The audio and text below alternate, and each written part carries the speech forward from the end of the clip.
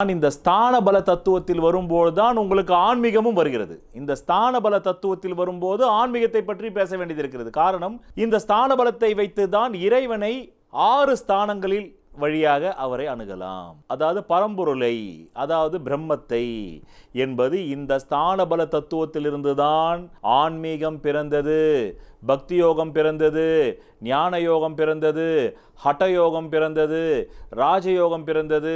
இன்றைக்கு இந்து மதத்தில் இருக்கக்கூடிய 6 பிரிவுகள் பிறந்தது. 6 நிலைகள் என்று சொல்லலாம், 6 ஸ்தானங்கள் என்று சொல்லலாம். 6 கிரகங்களின் துணை கொண்டு இந்த 6 வகைகளும் பிரிக்கப்பட்டது. 1 சைவம். இது சிவனை முழு முதல் கடவுளாக கொன்று இயங்கக்கூடிய ஒரு வழிமுறை. இந்து மதம் என்பது ஒன்று. அந்த இந்து மதத்திற்குள் 6 விதமான பிரிவுகளின் வழியாக இறைவனை அணுகலாம்.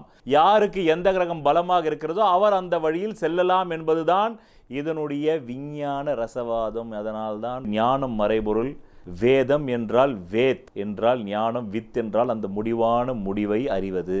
அதனால்தான் இந்த 6 கிரகங்களுடைய காரகத்துவ வழியாக நீ கடவுளை அடையலாம். ஆதிபத்திய வழியாக அல்ல, காரகத்துவ வழியாக.